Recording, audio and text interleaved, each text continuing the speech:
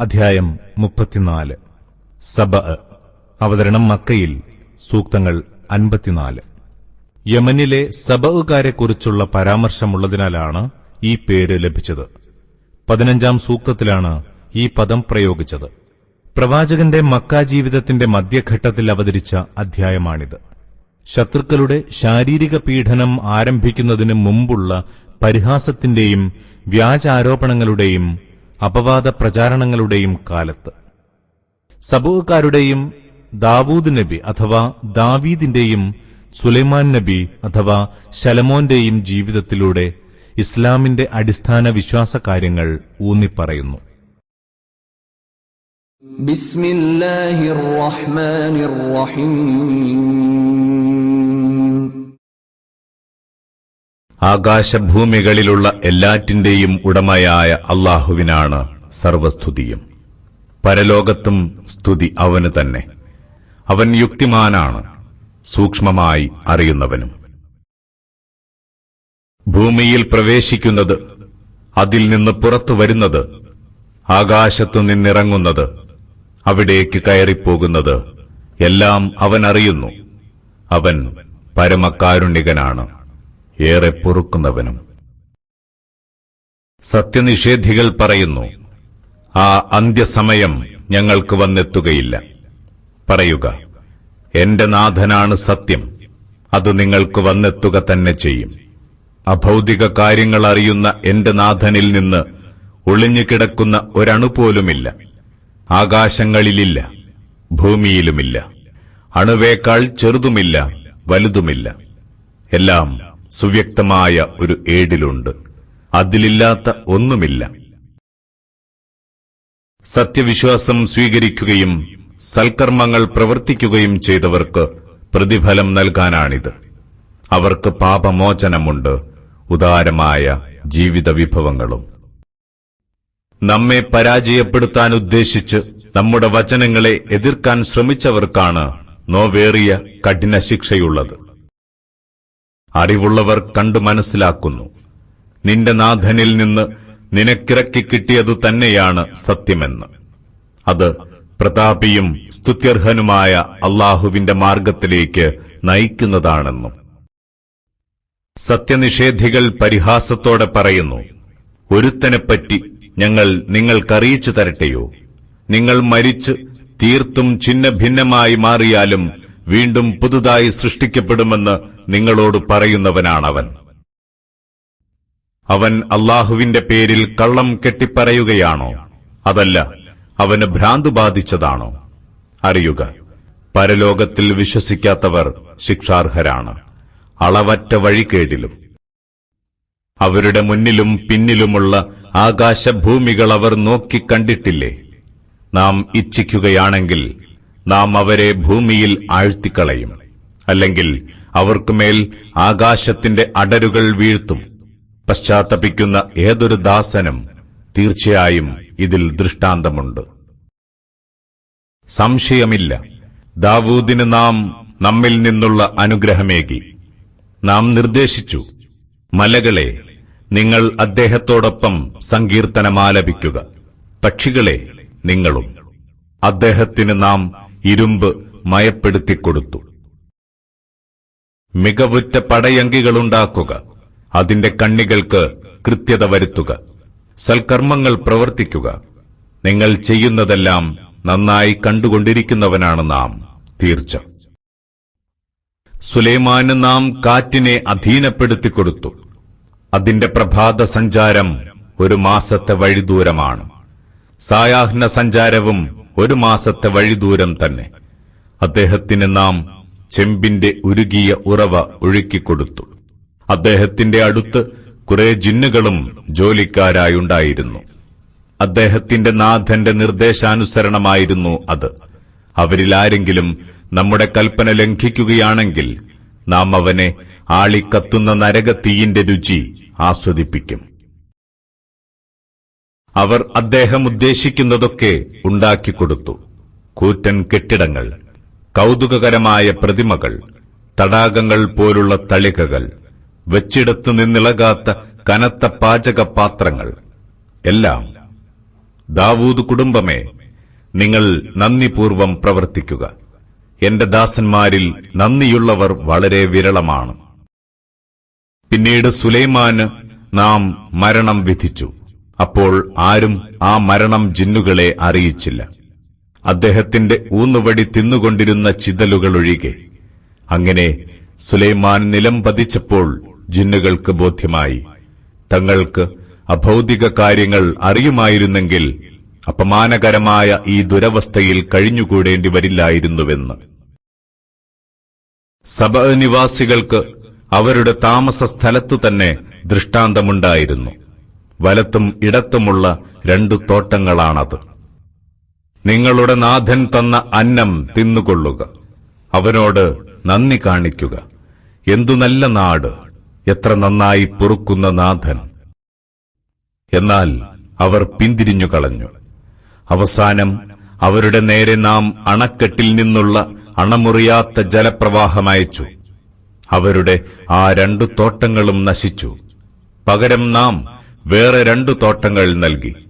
അവ കൈപ്പുറ്റ കനികളും കാറ്റാടി മരങ്ങളും ഏതാനും ഇലന്ത മരങ്ങളും മാത്രമുള്ളതായിരുന്നു. അവർ നന്ദികേട് കാണിച്ചതിന് നാം അവർക്ക് നൽകിയ പ്രതിഫലം. നന്ദി കെട്ടവർക്കല്ലാതെ നാം ഇത്തരം പ്രതിഫലം നൽകുമോ? അവർക്കും നാം അനുഗ്രഹിച്ച ഗ്രാമങ്ങൾക്കുമിടയിൽ തെളിഞ്ഞു കാണാവുന്ന പല പ്രദേശങ്ങളും നാം ഉണ്ടാക്കി. അവയിൽ നാം സഞ്ചാരദൂരം നിർണയിക്കുകയും ചെയ്തു.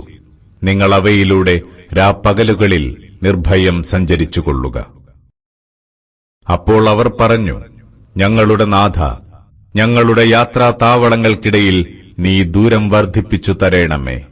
അങ്ങനെ അവർ തങ്ങൾക്കു തന്നെ ദ്രോഹം വരുത്തുകയായിരുന്നു. അവസാനം നാം അവരെ കേവലം കഥകളാക്കി, അപ്പാടെ ഛിന്നഭിന്നമാക്കി. നിശ്ചയമായും നല്ല ക്ഷമാശീലർക്കും നന്ദിയുള്ളവർക്കും ഇതിൽ ധാരാളം ദൃഷ്ടാന്തങ്ങളുണ്ട്. അങ്ങനെ അവരെ സംബന്ധിച്ച് തന്റെ ധാരണ ശരിയാണെന്ന് ഇബ്ലീസ് തെളിയിച്ചു. അവർ അവനെ പിന്തുടർന്നു, സത്യവിശ്വാസികളുടെ സംഘമൊഴികെ. ഇബ്ലീസിന് അവരുടെ മേൽ ഒരധികാരവുമുണ്ടായിരുന്നില്ല. പരലോകത്തിൽ വിശ്വസിക്കുന്നവരെയും സംശയിക്കുന്നവരെയും വേർതിരിച്ചറിയാൻ മാത്രമാണിത്.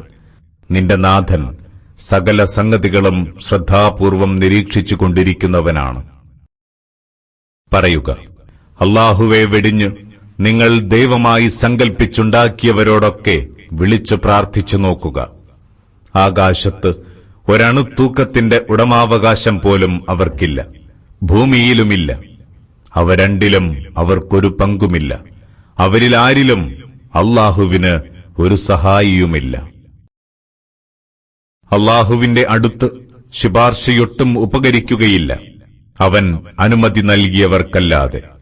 അങ്ങനെ അവരുടെ ഹൃദയങ്ങളിൽ നിന്ന് പരിഭ്രമം നീങ്ങിയില്ലാതാകുമ്പോൾ അവർ ശുപാർശകരോട് ചോദിക്കുന്നു, നിങ്ങളുടെ നാഥൻ എന്താണ് പറഞ്ഞത്? അവർ മറുപടി പറയും, സത്യം തന്നെ, അവൻ അത്യുന്നതനാണ്, എല്ലാ നിലയ്ക്കും വലിയവനും.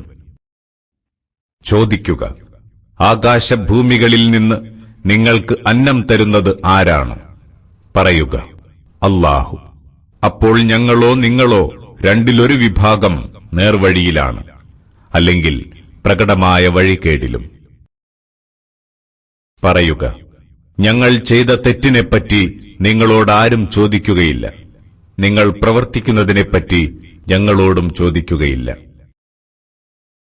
പറയുക, നമ്മുടെ നാഥൻ നമ്മയെല്ലാം ഒരുമിച്ചു കൂട്ടും. പിന്നീട് അവൻ നമുക്കിടയിൽ ന്യായമായ തീരുമാനമെടുക്കും. അവൻ എല്ലാം അറിയുന്ന വിധികർത്താവാണ്. പറയുക, നിങ്ങൾ അവന് സമന്മാരാക്കി സങ്കൽപ്പിച്ച ആ പങ്കാളികളെ എനിക്കൊന്ന് കാണിച്ചു തരൂ. ഒരിക്കലുമില്ല, അവന് സമന്മാരില്ല. അവൻ അല്ലാഹു മാത്രം, പ്രതാപിയും യുക്തിജ്ഞനും. മനുഷ്യർക്കാകമാനം ശുഭവാർത്ത അറിയിക്കുന്നവനും മുന്നറിയിപ്പ് നൽകുന്നവനുമായല്ലാതെ നിന്നെ നാം അയച്ചിട്ടില്ല. പക്ഷേ ഏറെ പേരും അതറിയുന്നില്ല.